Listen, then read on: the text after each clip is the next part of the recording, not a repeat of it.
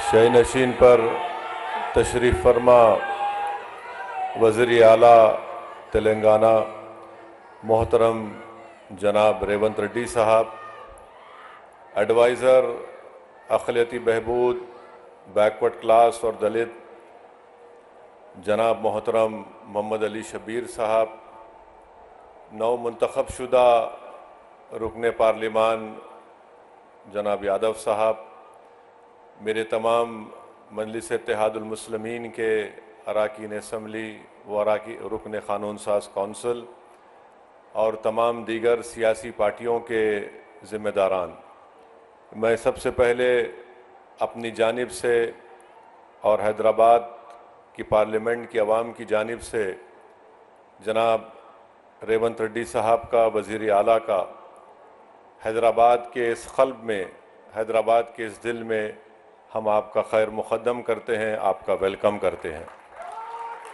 और मैं ये बात, हमारी पार्टी ने ये बात ऐवान असम्बली में कही है, मैं दोबारा इसको दोहराना चाहता हूँ कि तेलंगाना की आवाम ने एक फ़ैसला दिया है और तेलंगाना की आवाम ने जनाब रेवंत रेड्डी साहब और उनकी पार्टी को इख्तियार दिया है।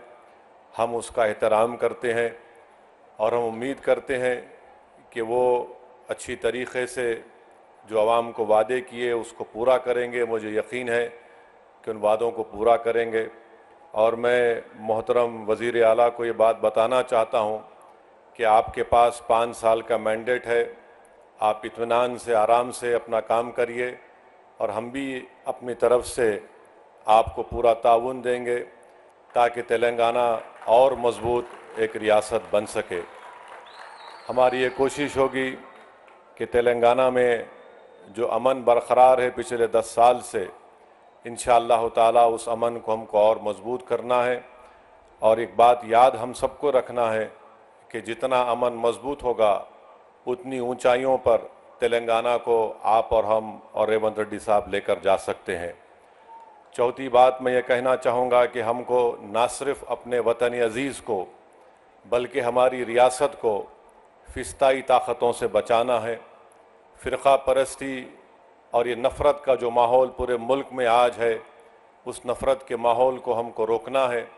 और तेलंगाना में एक भाईचारगी का माहौल है और आप और हम जानते हैं वो कौन सी ऐसी ताकतें हैं जो आपके और हमारे दिलों को तोड़ना चाहती है, जो हमारी इस मोहब्बत की तहज़ीब में जहर भरना चाहती है।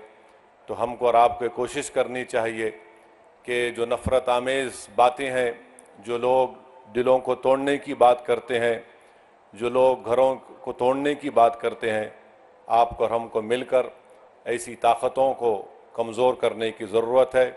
और मजलिस शुरू से कोशिश करती आई है कि ऐसी ताकतों को कभी भी किसी मुकाम पर इख्तियार ना मिले।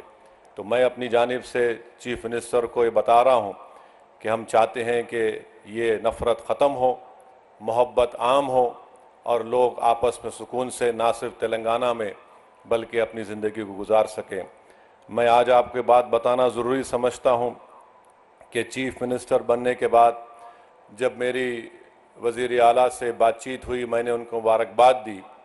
उसके बाद मैंने उनसे कहा कि पुराने शहर में हल्क़े असम्बली याक़ूतपुरा में 3 रोड वाइडनिंग करवाना है और बहादुरपुरा असम्बली हल्क़े में इंजन बौली में बस डिपो से लेकर वट्टेपल्ली की मंदिर तक, याक़ूतपुरा में शेख फैज़ कमान से डबिलपुरा ब्रिज और दूसरा नागाबौली की रोड और तीसरा याक़ूतपुरा बड़ा बाज़ार से मदरसा रहमानिया भवानी नगर की रोड। तो मैं CM ने मुझसे पूछा कि कितनी रकम की आपको ज़रूरत है। मैंने कहा ये 4 काम करने के लिए बहुत ज़्यादा रकम है की ज़रूरत है। अगर आप कम से कम 120 करोड़ रुपये दे देंगे तो ये काम शुरू हो जाएगा। तो मुझे 2 दिन के बाद CM ने फ़ोन करके बताया कि मैंने 200 करोड़ रुपये का जियो जारी किया, असद साहब आप ये रोड वाइडनिंग का काम करवाइए। तो मैं चीफ़ मिनिस्टर साहब का शुक्रिया अदा करता हूँ।